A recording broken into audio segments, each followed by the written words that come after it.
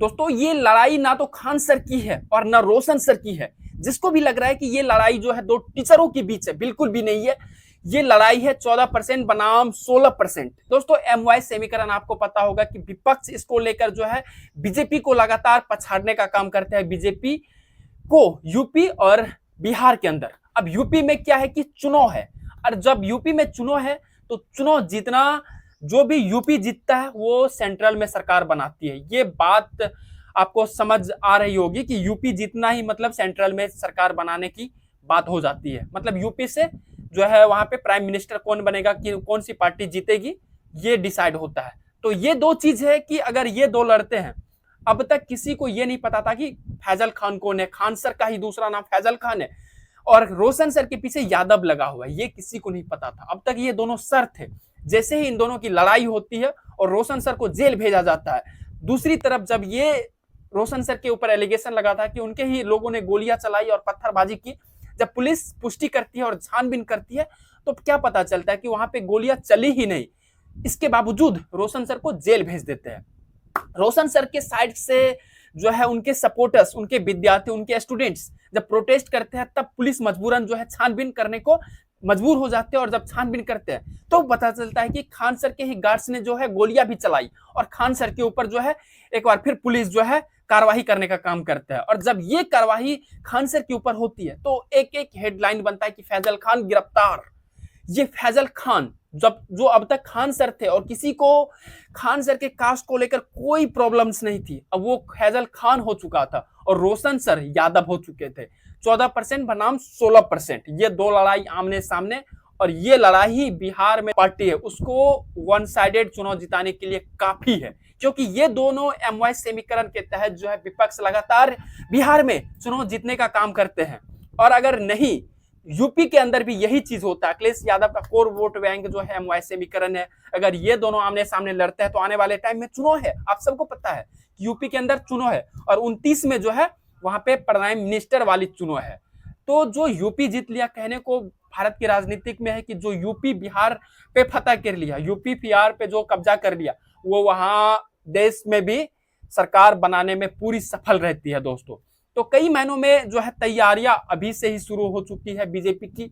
और इस चीजों को खान सर और रोशन सर समझे या ना समझे, बट बीजेपी यहाँ पे जो है बाजी मार चुकी है। और ये दोनों जब लड़ते हैं तो पूरी तरीके से तेजस्वी के पास कोई भी वोट बैंक बचा नहीं होगा, क्योंकि यादव ऑलरेडी पहले से ही उनके साथ जो है बटे हुए होते हैं। यादव वोट जो है कहीं ना कहीं 50-50 होते हैं, 50% ही तेजस्वी के साथ खड़े होते हैं। और मुस्लिम वोट की बात करी जाए तो वहां पे कम से कम 90% वोट जो है वो तेजस्वी की है। अगर ये दोनों लड़ते हैं तो तेजस्वी यादव और रोशन यादव, ये दोनों 14% वाली एक साइड होते हैं और 16% अगर हटते हैं तो नो डाउट की बीजेपी यहाँ पे वन साइडेड चुनाव जीतेगी। और यूपी के अंदर भी यही चीज, क्योंकि यूपी के अंदर भी लहर बिहार से ही होके जाती है और यूपी होके ही जो है पूरे देश के अंदर माहौल बनता है कि चुनाव कौन जीत रहा है 29 में। ये साफ हो गया है कि यूपी जीतना मतलब सेंट्रल में जीतना। 29 की तैयारी हो चुकी है बीजेपी की और ये कहीं ना कहीं यहाँ पे बाजी मारते हुए जो है दिख रहा है बीजेपी।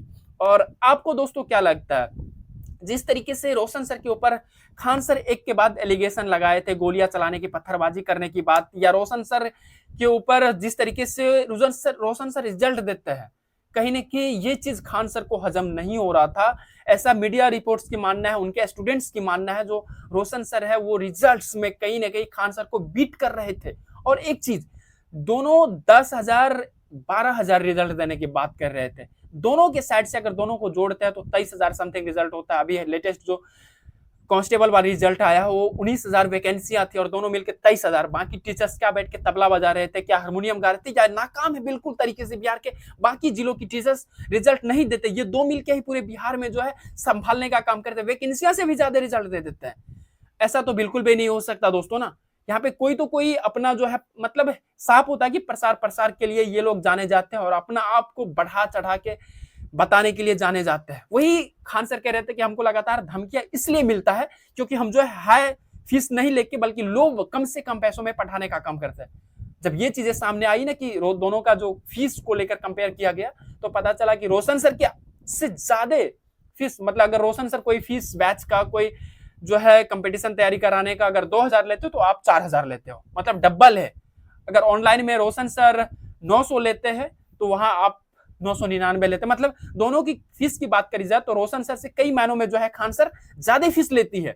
इसके बावजूद एलिगेशन लगाया जा रहा था कि खान सर हमको कम फीस लेने पे हमको जो है धमकियां मिल रही है।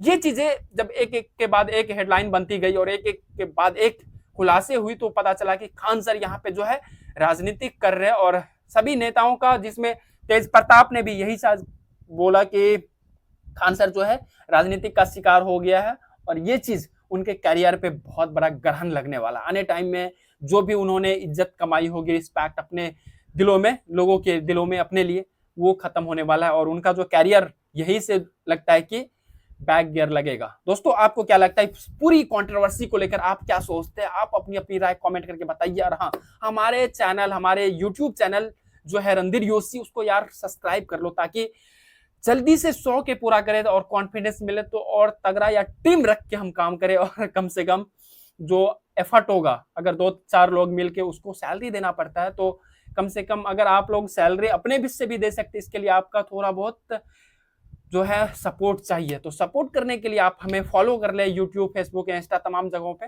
और आपको क्या लगता है इस कंट्रोवर्सी को आप कैसे देखते हैं? 14% की और 16% की लड़ाई या फिर दो टीचरों के बीच की ही लड़ाई है? मुझे तो ऐसा बिल्कुल भी नहीं लगता। ये MOI समीकरण को तोड़ने की राजनीतिक है और जो भी इसके पीछे है मुझे लगता है कि वो अपना काम कर चुके हैं और तेजस्वी विपक्ष को यहाँ पे भारी नुकसान होने वाला है इस लड़ाई से, यूपी के अंदर भी और बिहार के अंदर भी। दोस्तों मिलते हैं अगले टॉपिक पे अगले और चर्चाओं के साथ। अगर इसमें क्या आगे कुछ क्या होता है और किस तरीके से प्रोटेस्ट हो रही है लगातार पटना में और किस तरीके से जो है ये मोमेंट आगे कंटिन्यू होता है या फिर इस कंट्रोवर्सी को खत्म किया जाता है आमने सामने बैठ के, वो देखना होगा। मिलते हैं अगले टॉपिक पे। जय हिंद दोस्तों।